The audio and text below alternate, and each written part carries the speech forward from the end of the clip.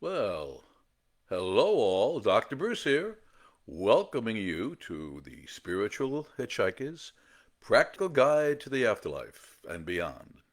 Tonight's show is titled Frequently Asked Questions About Reincarnation and the Afterlife. I'd like to thank you all for joining me tonight. Well, this night where I am, I want to start the show off with apologies. For some reason, somehow, Facebook had it listed as beginning at 2 p.m. Pacific time. When it's actually, my time is actually 6 p.m. Pacific Standard Time. I really don't know what happened there. They changed a lot of things on that event, too. They had it as an in-person event and not a virtual. I know I set it up as a virtual. But we're all here, or at least anyone who's going to be here. And as you know, this show is recorded and it's put on the after the recording. It goes on the group, and I like to put it in the featured section. You'll find it there, and you'll also find the show, a recording of the show, on my Facebook channel. And if you don't know what that is, in the comments section right here on the in the broadcast, you'll see the web address for the my Facebook channel. But let's get down to business. There is so much misinformation, disinformation, dogmatism, rigidity, um, autocratic, my way or the highway proselytizing, and downright arrogance surrounding the areas of reincarnation and the afterlife. And here's the kicker: none of it, none of it is based on science or research. This topic needs two shows, and that's exactly what it's going to get. So over the next two shows, I am going to explore this show, and again in another 2 weeks, I'm going to explore and explode some of the myths surrounding topics having to do with reincarnation and the afterlife, and give you answers that are solidly grounded in the best currently available research, not just opinion. And when I do give you my opinion, as you know, it's always based on best guess research, and I'll let you know it's my opinion. And I'm going to guess that that approach is one which you all appreciate. A great starting point for these questions is one from Rebecca Gomez Streeter from Lodi, California. She writes, I learned the past life regression techniques from you, meaning me, and I've had many satisfied and thankful clients. The one question that comes up is, how do you know if it's real? I've never had a solid answer for that, and I would love to hear what you say when that comes up. Thank you. Rebecca, first of all, a great big thank you for those kind words. You made my day. I'm going to guess this had to be 20 years ago, at least 20 years ago, and I think you probably came to my class that I did up in Santa Cruz, California, because I do remember some. I don't know why I remember this. I got one of those kinds of memories. No rhyme, no reason to what I remember. Um, I believe I do remember someone coming all the way from Lodi for the class. It was probably you. Well, my answer to that, and this is the way I handle it. How do you know if it's real? You don't know it's real. You honestly do not know if it is real because there is no scientific proof for reincarnation. Not in the way that there is, let's say, proof that the sun rises in the east and sets in the west. There's proof for that. Not that the Earth is round and not flat. The flat Earth fringe element notwithstanding, there's scientific proof that the Earth is round and not flat. Not that if you take two molecules of hydrogen and add one molecule of oxygen, you're going to get water. Okay, there's scientific proof for that. There is no scientific proof for reincarnation. However, there is something that is called highly suggestive evidence. And that's a phrase that was used to describe it by Dr. Ian Stevenson. And I think a lot of you know who he was. Ian Stevenson, I believe he headed the Department of Perceptual Studies at the University of Virginia, which now studies a lot of paranormal stuff. Bruce Grayson, known primarily for near-death experiences, headed it at one time. Might be headed now by Dr. Jim Tucker, University of Virginia. And I think Ian Stevenson started it. And the way he used to phrase it, that there is highly suggestive evidence that reincarnation is a fact. I would add, evidence so highly suggestive that it comes as closest possible without actually constituting scientific proof. Is there ever going to be scientific proof? I don't know. I really don't know how there could be unless somebody comes down from on high and states this. But what a good answer to that is to look at the evidence. There are many different types of past life regressions. One of them that I do and I teach in my class. You might remember this one, Rebecca. If not, I'm currently teaching it in an online class I have. It's called Informational Session. For those of you of a certain age, you're going to remember I call it my Joe Friday session. If you're of a certain age, you remember a show called Dragnet, who was the star of that show was Jack Webb, who plays Sergeant Joe Friday. And Joe Friday's catchphrase was, "Just the facts, ma'am, just the facts." And that's what an informational past life regression session does. It gives you just the facts. And so this is a wonderful way for clients undergoing a past life regression to check it for historical accuracy. It's done in such a way that they can check to see if these things are indeed factual and true. Now, years ago, when I first started doing past life regression almost 50 years ago, you had to spend hours and hours at a library researching this stuff. Now, you can do it online. It takes you 10 minutes. And I'm not kidding when I said it takes 10 minutes. I recently had a client, I think she was from back in, we did it online, as I do all my work now. I think she was back in Georgia. No, Texas. She was in Texas. And after I did a session with her, I did several sessions with her. Within 10 minutes, she was messaging me on sending me messages through Facebook Messenger. She'd already started doing her research about what she had actually found. And she came up, I remember in one particular session, she came up with some pretty solid evidence on what constituted that particular session. If I remember correctly, in that particular session, she was a gentleman. This is back in the 1930s, 37 or 38. She was a salesman living in London who would travel to Hamburg, Germany, and got caught in what was called Kristallnacht, which was the Nazis persecuted the Jews. It was one particular night when they destroyed a bunch of the businesses and broke a lot of windows and hauled off a lot of the Jewish merchants to concentration camps. And she got stuck in that. And she came up with some really interesting stuff, like her name and how she traveled, which she was able to verify by doing it online. So that's my answer to that. No, there is no. How do you know it's real? I know it's real because when I do sessions with clients who do find actual proof, verifiable facts and figures that they get by researching it online, which cannot be explained in any other way. So I hope that about answers that question, because I can go on and on. Don't get me started on something like this. I can go on and on all night.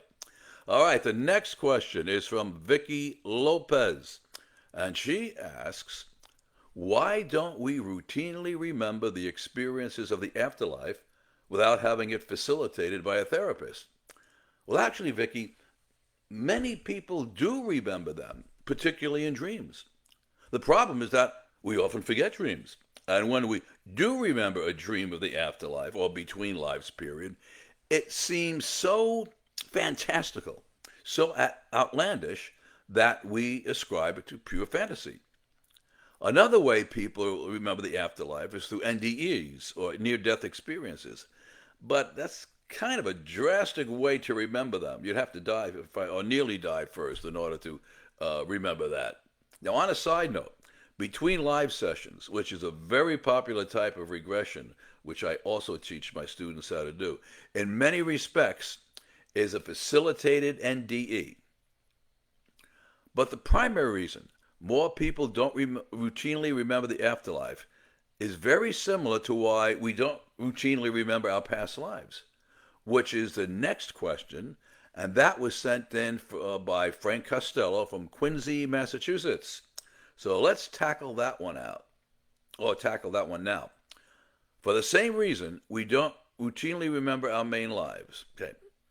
Some of you Twilight Zone fans may remember an episode from the show, not the original 1950s and 60s run that was hosted by Rod Serling, but this one was from a 1980s reincarnation, ironically. In this episode, a hypnotherapist who practices past life regression awakens in an alternate reality where poverty and ruin are rampant in the city that she lives in. The irony of this new environment is that everyone remembers who they were in past lives. And this knowledge has created chaos and anarchy, including people carrying grudges into their current life, along with people who, having been born with knowledge of their past lives, committing or attempting suicide because they aren't satisfied with their current lot in life compared to what it was in a previous lifetime. For example, I remember in one part of that episode, a destitute woman overdosed on sleeping pills because she was once very rich and successful in her previous life. So faced with a mankind in desperate need of rescue, and in, I guess you could just call it an ironic turn of events, this displaced hypnotherapist ended up using her therapeutic skills to help people forget their past lives. Now, this is probably close to the truth. If we were to routinely remember our past lives, particularly the tragic ones, it might be too much to bear for even the most stable or stalwart of people. Some of the youngsters who do remember their past lives, specifically the James Leininger case.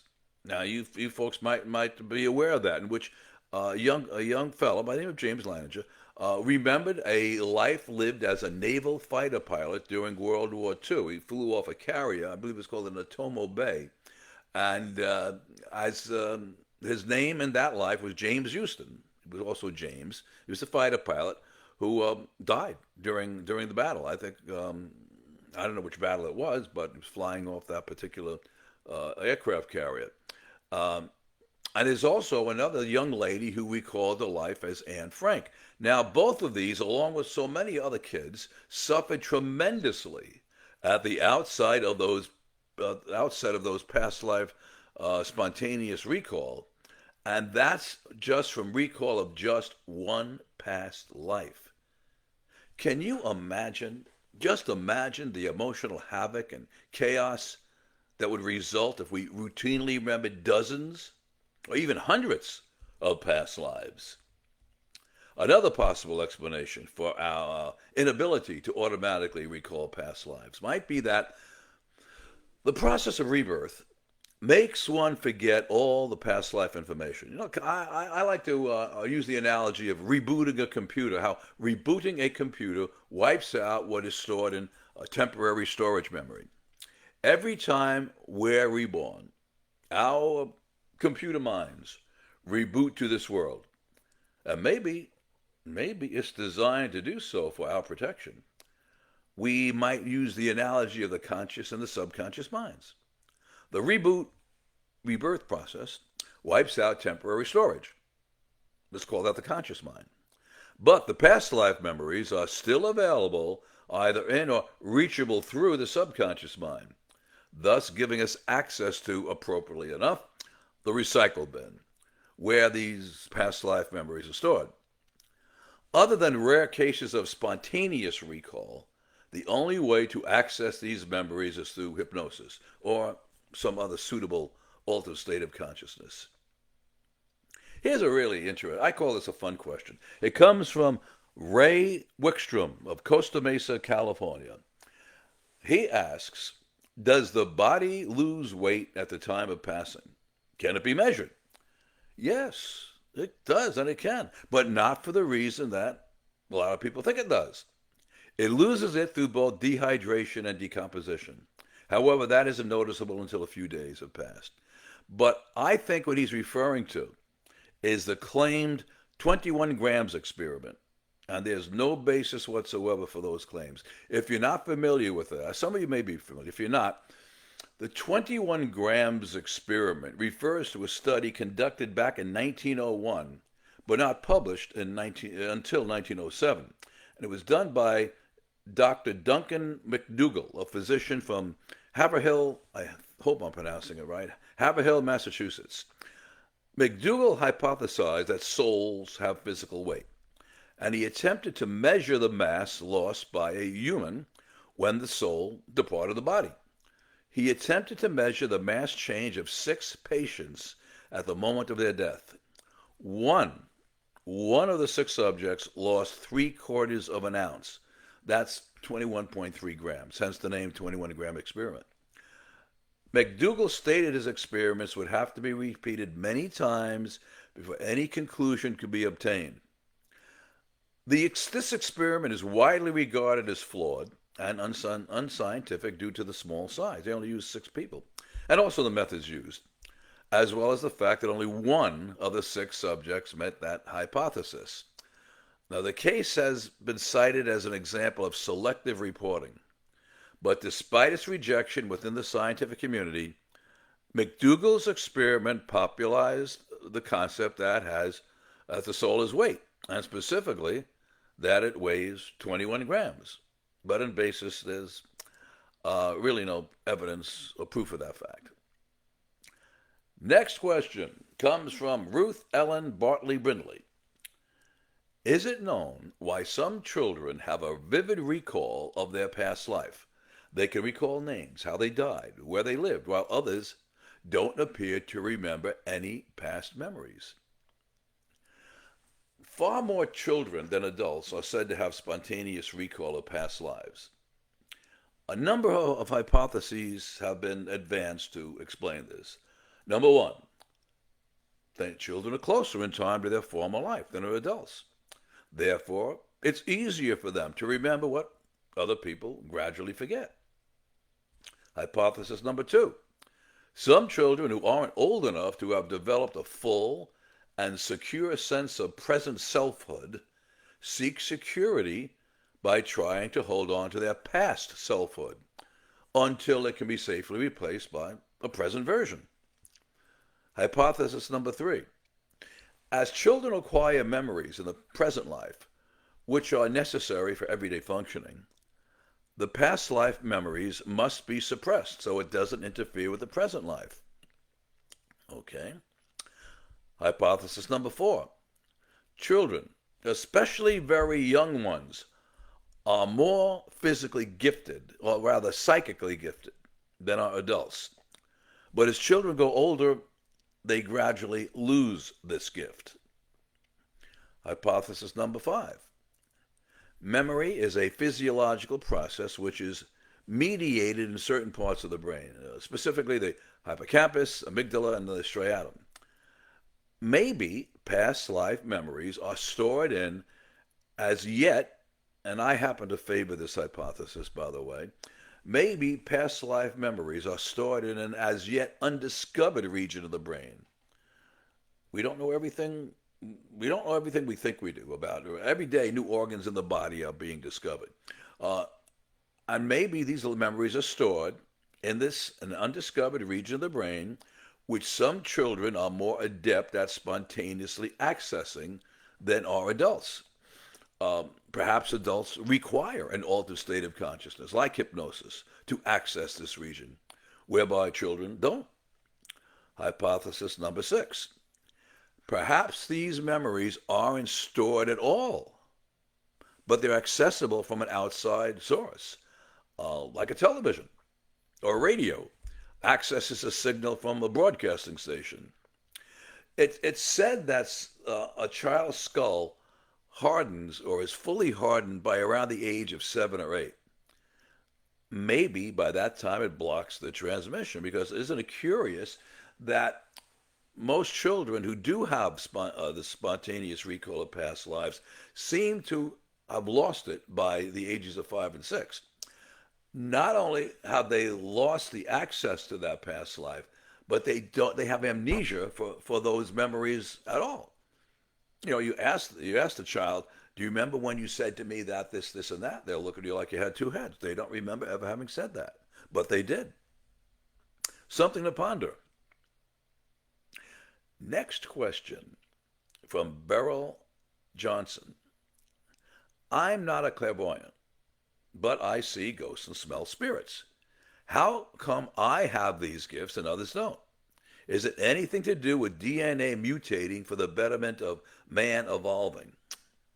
Well, as in the answer to the last question about children, I think the same thing applies here. Again, there is probably an as yet undiscovered region of the brain that some people uh, are better able to access. Now, some will say that it's the pineal gland that's responsible for this, and but who knows? It could be, it could not be. But that's probably why clairvoyants, psychics, mediums are able to see and experience things that we can't. They did some. I seem to remember doing some experiments or measurements on a medium, and the young fellow from up in L.A. His name escapes me right now. I'm sure you remember that now. Tyler Henry, yeah, Tyler Henry. And they did brainwave level measurements and to determine, and also to determine what part of the brain he was accessing in when he was receiving these visions or communication from the afterlife. And it is different. His brain is quite different in that than ours are. The people, like a person like me who does not have that ability to see ghosts or talk to spirits. Next question comes from, I hope I'm pronouncing this correctly, Kazmu Mati of New Jersey. If we believe in, and Kazmu asks, if we believe in reincarnation, then how is it possible that some people can still talk to their old relatives even after 10 or 20 years? Does this mean these spirits have not reincarnated? He also asks, which spirits reincarnate? To answer this question, we need to take a look at two questions. One, how long is the time period between lives? And two, how much of the soul reincarnates and how much stays behind, so to speak? Well, in answer to the first question, in her seminal research, Dr. Helen Wambach reported that, and this was back, I believe, in the 1970s. She wrote two great books on this. I think it was Life After Life and Reincarnation: The Evidence Under Hypnosis. I highly suggest it. You can go on Amazon. You can find her books. They even have some of the originally published ones. They're about $500, but they've been republished since, and they're a lot cheaper than that. They're the regular price on Amazon. But Dr. Helen Wambach, well, she reported that on the average, what she found, there was about 70 years, give or take a few, between the lifetimes of the subjects she studied. And I find that too, and with my clients. Wambach's 70-year average was arrived at by regressing each subject multiple times, recording the years of their reported births and deaths, and then, through simple math, arriving at the 70-year average. As I said, my experience with those that I've regressed bears this out, with a few exceptions, though. And those exceptions are the people who have died tragically or violently in a prior life. They do seem to reincarnate much more quickly. For example, one of my students, who I used as an example to a class that I had been conducting at the time, might have been the class that I did with that first lady up in Santa Cruz, but he reported being killed on the USS Arizona during the Japanese attack on Pearl Harbor back in December 7th, 1941. And he also reported being reborn less than 2 years later. In fact, this seems to coincide with observations made by Dr. Jim Tucker, who took over Dr. Ian Stevenson's work at the University of Virginia after Stevenson passed away. In his book, Return to Life, statistics from all of his catalog cases showed a median time between the death of that person and the child's life, or the child's birth, was about 16 months. The above being said, and most of these cases, these children did die tragically. So he found it to be about 16 months. The above being said, however, we must also take into consideration that our experience of time passing is a function of our experiences and of our experience within physical existence. And indeed, souls are most likely aware of the linearity of events unfolding in physical reality. But for them, there may actually be no passage of time in the between life state. So, from an Earth time perspective, several decades or more between incarnations is typical. However, it can be as long as a couple of centuries. It can be as short as a couple of hours, whatever the soul chooses. There seem to be no hard and fast rules.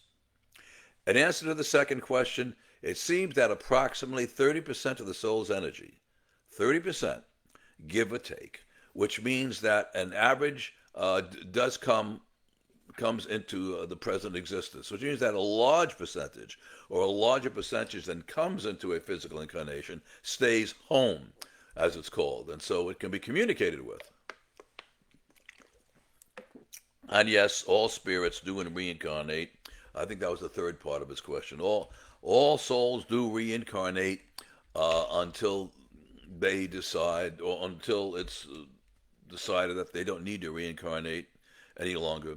They've had all the experiences that they want to have. They've learned everything they do need to learn, and then they no longer have to reincarnate. That would be a good topic for another show, by the way. There's a lot to be said about that one. Now, here's a question from a fellow past life regression therapist, another one, and his name is Morris Rainville from Ontario, Canada. And Morris writes, I found that while doing hypnosis for past life recall, whenever I moved a person to after they had passed in that life, they seemed to be able to read my mind. I would think of a question. As I started to ask, I'd get their answer right away. Has anyone else found the same thing when doing past life recall using hypnosis? I'm assuming that he was referring to between live sessions, and I found that too. And I have also found that too within the other types of past life regression. And I remember that most vividly I see that most vividly among the groups that I work with, where you hypnotize or you take a whole bunch of people back into a past life, and that's one of the routine questions. One of the questions I routinely ask at the end of the webinar or the group session. I ask the participants, did you were any of you ahead of me on this trip? And it always seems to be happening that a whole bunch of people will raise their hands and say, yeah, they were anticipating my questions before I asked them. So apparently, within a past life regression, there is telepathy involved to a certain extent. And I've always found that fascinating. Now, the next question comes from Tatiana Druckery of Wisconsin, who also happens to be one of the students that are enrolled in my beta testing program for my past life certification training. And if you don't know about that, I want to fill you in about that before we close the show. Tatiana asks, some people say that Earth is a spirit trap, that when we die and go to the light, we're thrown back into reincarnation and it's easily avoidable. All one has to do is not go to the light. I don't believe that. I think that is a myth. I think that we have to look at it from two perspectives. She and most other people out there are asking this perspective from as a human being. However, the soul sees things and reasons differently than our human brain does. Our soul is not us. We are not necessarily our soul. My belief and what I have seen and the clients that I've questioned is that they always, that not always, the 99% of the time they choose to go to the light. And knowing that they will have the opportunity to reincarnate. So Is it easily avoidable? Maybe, but souls don't avoid it.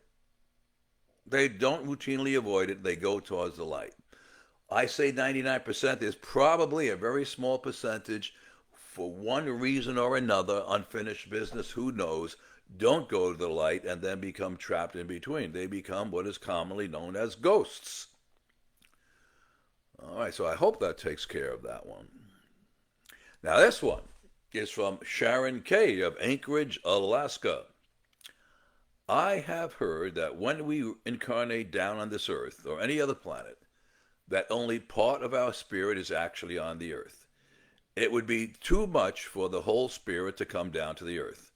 I've also been told that there's a possibility of having several incarnations at the same time. Now, there are two parts to that question. Let's start with the 30% figure that we alluded to a couple of questions back. Why 30%? Why do we, typically about 30%, why do we reincarnate with only 30% of our soul energy? Let's use the term soul energy. Well, that's an estimate. Everyone is different. People report between 20 and 40%, so we take 30% as an average. So some already do bring more energy to a lifetime. Now, realize it's conscious energy, not electricity type of energy.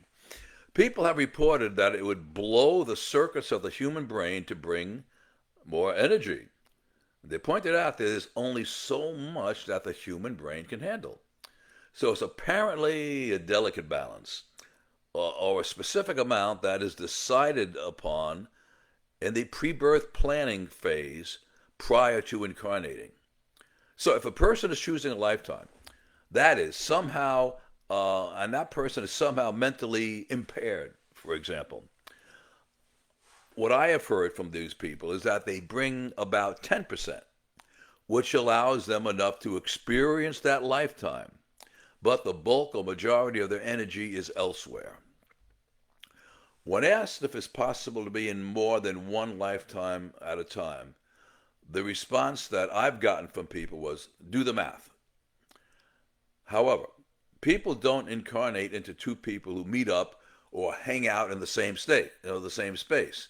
In other words, you're not very likely to walk into a Starbucks and meet someone who's sharing your soul. You have the soul. If you did that and you're in the same environment, you're not going to learn anything. And we're here, as some say, to learn or to experience. Where it does seem to be the case is that you might have one soul, let's say, who's a businessman in New York, for instance, on Madison Avenue in New York, and the other, it's called parallel lives, and the other part is incarnates maybe as a bag lady in Los Angeles or whatever. Okay, let's go back to the 2/3. People who you ask, who I do sessions with, will claim that 2/3 or a portion of our conscious energy is always back home. So when a person has a near-death event or near-death experience, they may see or they may encounter people who are still here, still on this planet. And that's usually startling to them, as they'll usually report. They usually stop and say, hey, wait a second, you're not dead. What are you doing here in my NDE? We could say, I could ask you the same question, because death, you see, is a construct that we understand here, as we understand it. Over there on the other side, the afterlife, nobody dies. They just go back on stage to perform in another play. Part of them is always in the audience. Part of them is always in the wings, ready to take center stage. Now, for the second part of that question, is there a possibility of having several incarnations at the same time? Yes, we call this parallel lives, and apparently there is a distinct possibility, and there appears to be different types of parallel lives. First type is two simultaneous lives of the same soul in two different bodies overlapping in time in the same lifetime. Let me explain that. These are very different personas, often living in different parts of the world. But, as we said before, they never meet. Exceptions seem to be what are called twin flames or twin souls. Parallel lives of the same soul with an agreement to meet and be mates. These are twin souls who always have energy polarity and sexual attraction to each other. Or they could be best friends or comrades. Then there are twin souls who don't have sexual attraction to each other, but they're usually of the same of the same gender. Second type is consecutive lives. Consecutive lives of the same soul, the same linear time, kind of like a loop in time, and often in similar or the same location, but in different timelines. The bodies can be similar, but they're different families. Occupation and interest are generally the same. I had a client who reincarnated 3 times as a writer or an artist in the 1920s and 30s in Paris on the left bank. Now, that was a time characterized by a veritable melting pot of creativity and innovation. It attracted a constellation of artists and writers who ended up leaving an indelible mark on the world of art and literature. In 2 lives, my client was a writer, and in one, an artist. In the sessions, he talked about rubbing shoulders with people like Ernest Hemingway, F. Scott Fitzgerald, Gertrude Stein, Pablo Picasso, and James Joyce, to name just a few. These individuals, along with others of their time and their ilk, were part of what Gertrude Stein famously called the lost generation. And apparently it was a real wild time to be alive. Now, I said he, but my client is actually a female in this life who, at least when I worked with her, was a suburban housewife and soccer mom, living a very nondescript life outside of Schenectady, New York. This variety of parallel lives can be a Groundhog Day scenario for some souls if they're trying to learn a certain lesson in a particular culture. Or they just love the time and place so much that they don't want to leave until they get really, really bored. The third type is splitting timelines of the same life. The concept here is that every time we make a serious decision, our life goes a certain way. But there is also another possibility and another you in a parallel reality who is living with consequences of a different choice. We talked about this in one of the previous shows I did, and I believe that was the one on consciousness. We talked about that, alternate timelines. This theory is that there are certain myriads of different versions of yourself living in multiple universes.